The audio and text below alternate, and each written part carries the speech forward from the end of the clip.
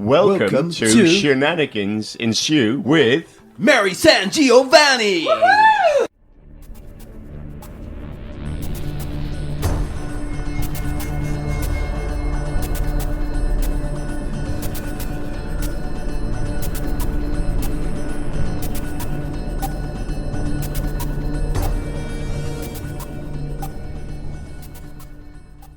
Hi folks, welcome to Cosmic Shenanigans. I'm Mary SanGiovanni, and as always, I'm up to shenanigans of cosmic proportions.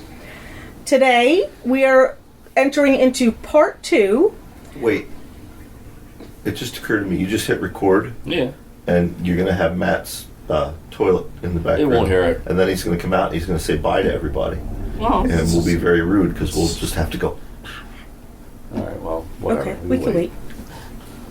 We can wait, doing all the things that waiting does.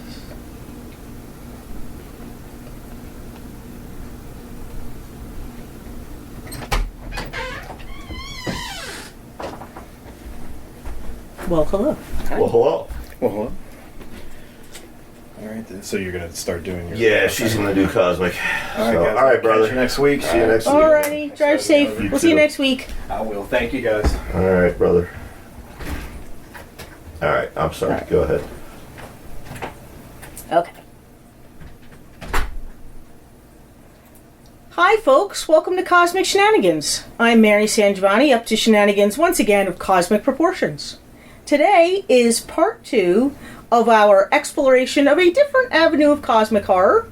Last week we had talked about cosmic horror in urban legend, which I believe is the primarily oral tradition from which all of our fiction and, by extension, pop culture that involves cosmic horror essentially stems from.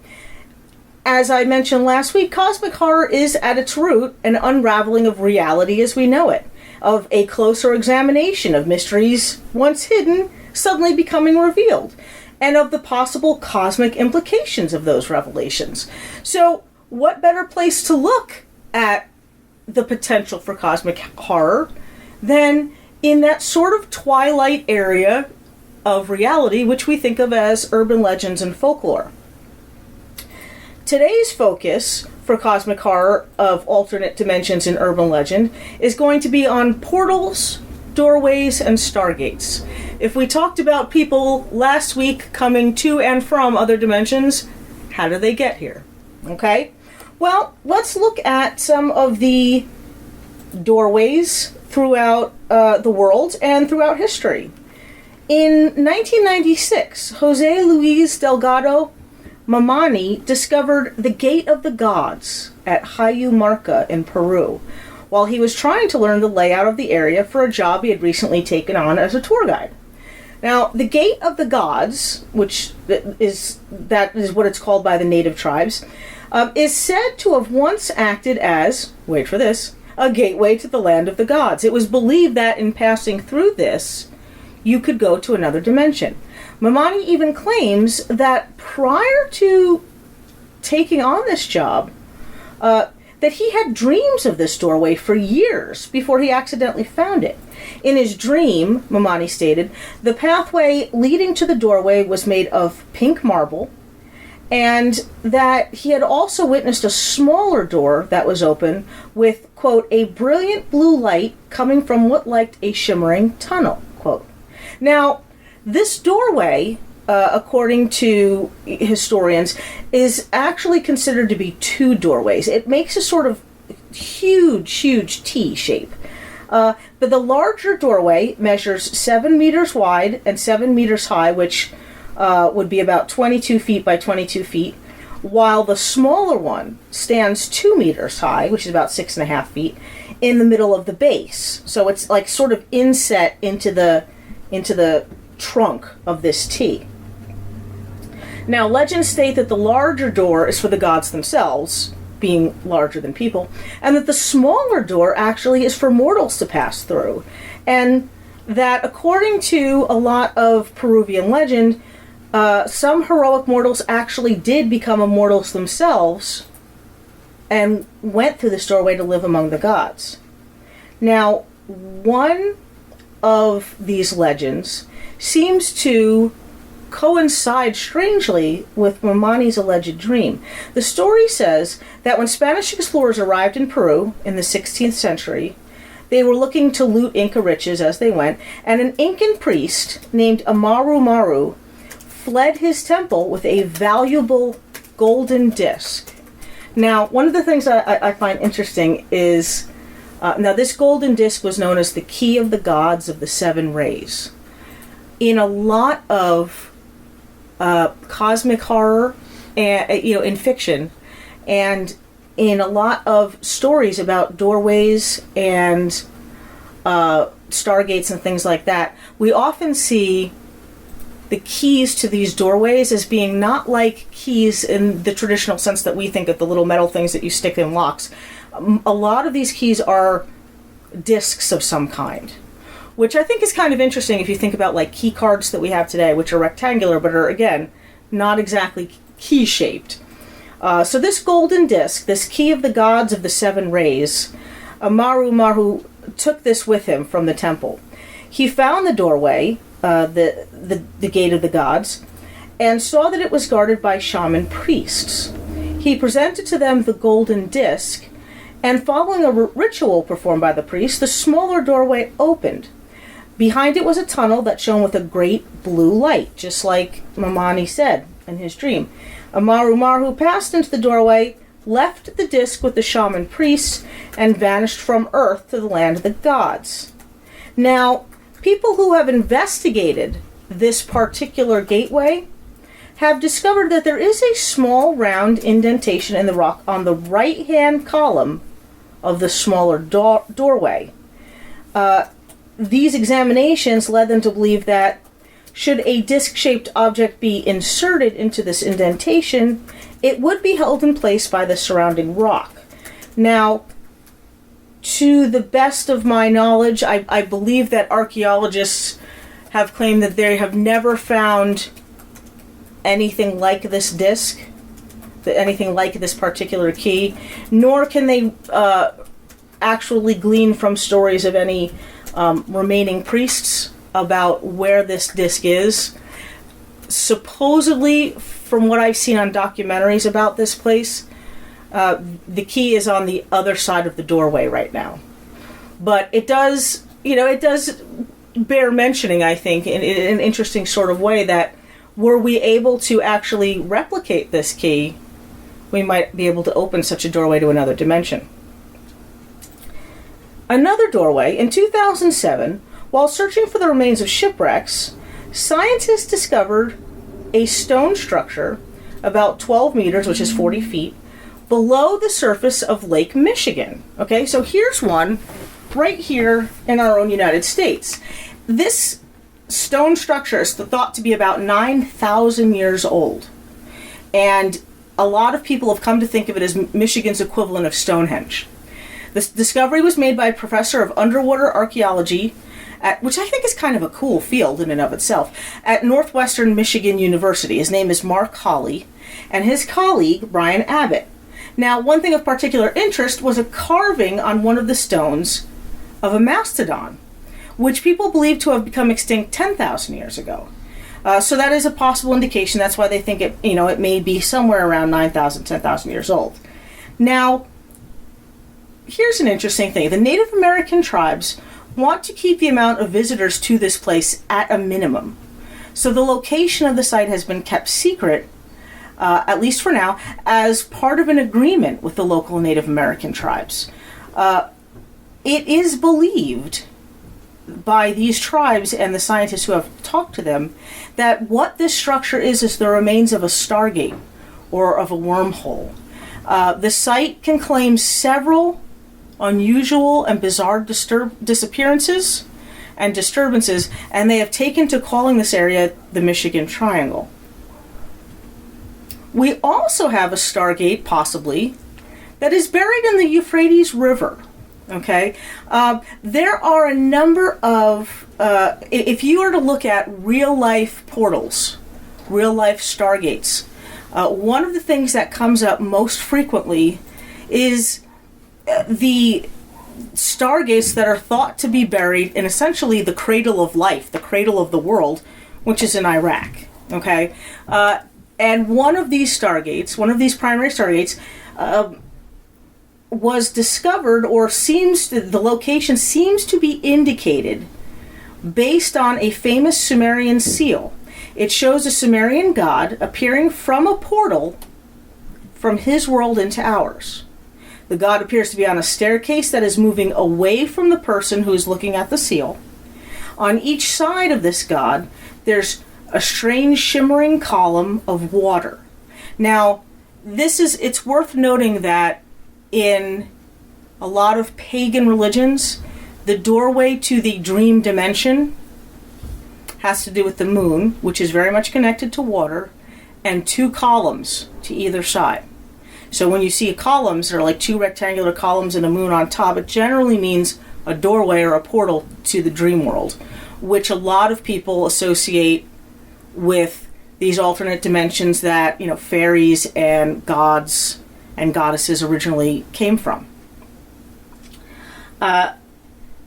There's another Sumerian artifact that claims to show evidence of stargates, and that is of Ninurta. Now, Ninurta, I believe, is a Sumerian god. I'm not 100% sure on that, but I'm pretty sure that's the case. Ninurta not only appears to be wearing a modern-day wristwatch in this artifact, but also seems to be using his finger to press a button on a wall of the gateway he's standing in, which suggests, again, more modern technology for moving in between places.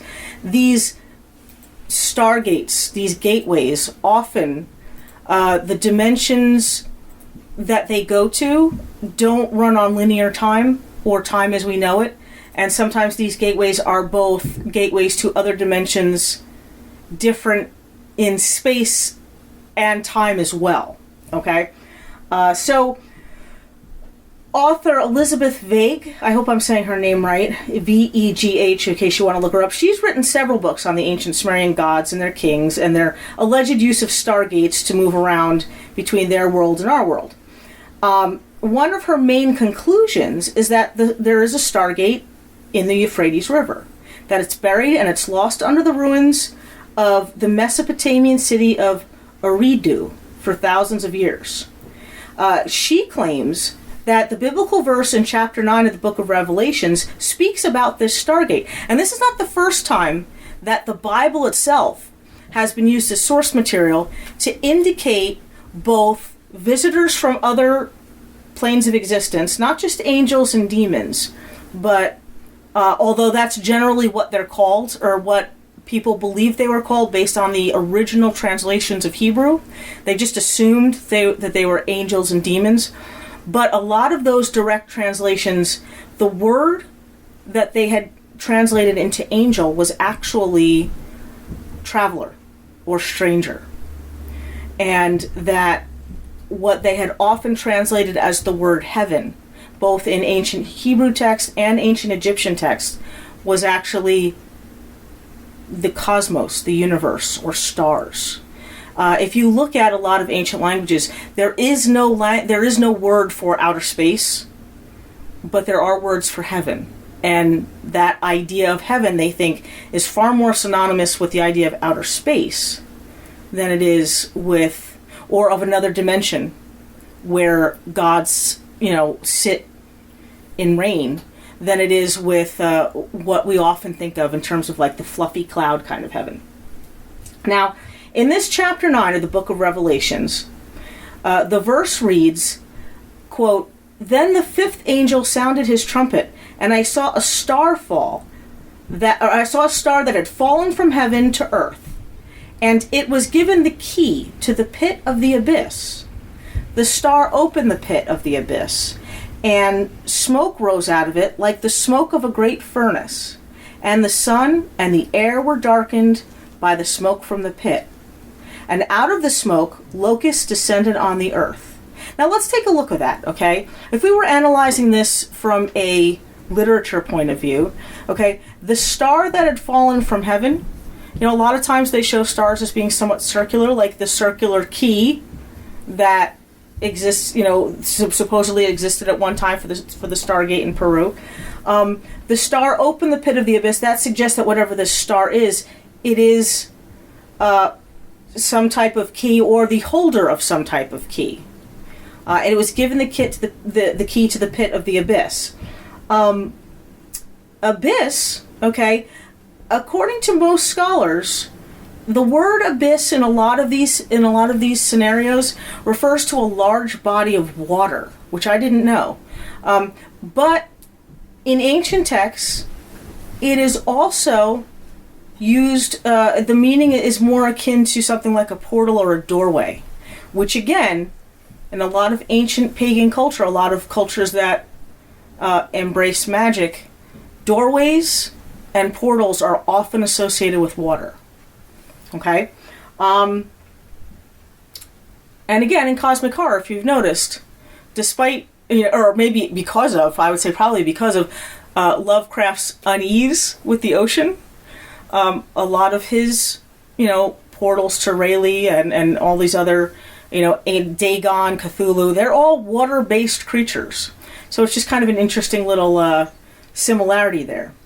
Now, we also have another gateway in Bolivia. It's known as the Gate of the Sun and is considered by some, it's believed by some, to be a portal to the land of the gods. Much of the legends surrounding the Gate of the Sun are very similar to other similar sites in the Andes region. And I hope I'm pronouncing this right, Tiahuanaco City is said to be one of the most important sites of ancient America. Supposedly, the legend is that the sun god Viracocha appeared in Tiahuanaco and made it the place of creation, kind of like the Garden of Eden. And this is where he started the human race. From one block of stone, thought to be about 14,000 years old, this gateway displays what appears to be human beings with rectangular helmets. And this has led many researchers to state the purpose of the gate is indeed connected to something astronomical, whether it is interdimensional or intergalactic or interuniversal, whatever the case is. The top middle of this arch, because oftentimes we see gateways that are either circular, T-shaped, or arch-shaped in ancient cultures. This particular one is arch-shaped. And in the middle of this arch, we see a carving of the supposed sun god and what looks like rays of light appearing behind and forcing their way all around the sides of the deity's head. When people, right now, this is standing upright. Right now, this arch is standing upright. Supposedly, when it was found by European explorers back in the mid-1800s, it was said to have been lying horizontally. And there is also now a large crack at the top right of the arch. Nobody knows how that's happened. So somewhere along the line, it was erected. Okay. Another thing that's interesting that people in magic circles often mention is that if a number of these currently inactive stargates or portals are activated at one time, the result would be disastrous. Supposedly there's, and this again, this is legend, there's supposedly one in New York, there's supposedly one in London, there's supposedly ones all over the place, and are currently not only deactivated, but currently camouflaged as other things. So it's interesting to see that, this reference that it had essentially been, I suppose, deactivated. It had knocked over, and it makes one wonder why. If this was, why would you want to ruin a passageway to the land of the gods unless there was a good reason? Now we have another one in Ranmasu, Guyana. Okay, there is carved on a massive piece of stone wall, mostly hidden between the boulders and cave systems of this area, what is believed to be a star map or star chart. The symbols carved on this rock are said to be a code that opens the Stargate and allows the opener of the way, for Lovecraftian a little Lovecraftian nod. The opener, to travel from this world to other areas of the universe. Okay, now this is actually a stargate in like the traditional sense of a stargate. Directly opposite the star map are 4 stone seats or chairs. And the name of the star chart is Sakwala Chakreya, which is believed to mean the rotating circle of the universe. How cool is that? According to Sinhala interpretation, Sakwala means universe, and Chakreya means a rotating circle or disk. Again, we have this idea of a circle or a disk. In many ancient Native American legends, and if you go back, one of the things when I was researching for this particular episode, I noticed how many references to Native American legends mention doorways and portals to other dimensions. And I'm not even so sure that they don't even specify that these are necessarily pathways to gods. They are actually just doorways to other dimensions in Native American legends, which I find fascinating. But according to these ancient Native American legends, these stargates or portals were represented by rotating circles. Similar star maps have been found in other ancient sites said to be stargates. There's the Abu Ghurab in Egypt. There are many ancient sites, as we mentioned, in the Andes of South America. But, of course, there's a lot of controversy surrounding what these things actually mean. The reason I mention the circle, too, is because Lovecraft was a big fan of reading occult stuff. Even though he didn't believe in any of it, even though he was staunchly atheist, he roots a lot of the cosmic horror elements, the monstrous or supernatural or supernormal elements of cosmic horror as best he can in science. And as best he can in his understanding of the day of the occult significance of certain things. And circles and triangles, circles and pyramids, things like that often play into both the occult associations with these particular doorways and the symbols. If you look at the symbols, the sigils used to protect people from things that can come through doorways, or sigils for the doorways themselves, they are often encased in circular shapes. We have another one in Sedona, a small town in Arizona that was once known by Native American tribes as Nawanda. Okay, at one time this was a most sacred city. It is said that the red rocks of the desert that surround the small town can create vortexes with the capability of transporting people to another realm or dimension. Now, there are pictures of one of these online, and it looks almost like a dolmen's that's kind of crooked. It is actually, it looks like wind or water or something has carved a huge hole, probably, I would say maybe, 50 feet high. It's huge. And the Native Americans of the area will not stand under it, and they will not pass through it, because they believe that these vortices are capable of transporting people to other realms and dimensions. They believe that these rocks are spiritually charged, that sounds emanating from them have been reported. And in this one, the mountains of Arizona, it claims to be the doorway of the gods. It's a strange stone arch portal, and again, you can find the picture of it online, to another time and space. And we're going to come back to that because a lot of places that claim to have, like a lot of these people who go missing in the Hakubaru forest, if I'm saying that correctly, in Romania, the woods that are proposed to be one of the most haunted places in the world. When people go missing in there, often wherever they go to, time does not exist, and they emerge in the same clothes at the same age as when they left, even if several years have gone by. So a lot of these doorways, again, interfere with time as well as space. Now, in the 1950s, a local tribesman was aiding treasure hunters who were searching for gold in the mountains. I believe this is how this particular area was discovered by people outside of the Native American tribes.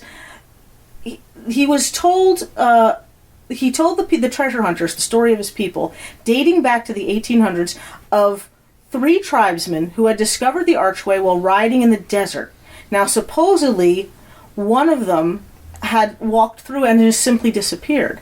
And then the other 2, believing that they had encroached on sacred land, fled the scene. The helpful tribesman stated that he had also seen a strange incident at this alleged doorway. That while he was out in the desert, a sudden rainstorm hit the area and turned the skies gray with clouds. But as he turned to leave, he caught a glimpse of the archway and saw that when looking through the archway, the skies through that arch were still clear blue, as if he was looking at another sky in another place. He walked closer to it, seeing that the archway's image of the mountain range was the same, and the only difference was the sky.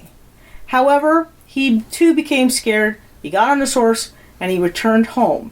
He told the treasure hunters that only his people knew of these stories, that he had only spoken about it because they had been kind to him, and because he wanted to warn them that if they should find this doorway, they should not walk across it. Okay? Now, these doorways, as I mentioned, these are countless examples. There are countless examples beyond these.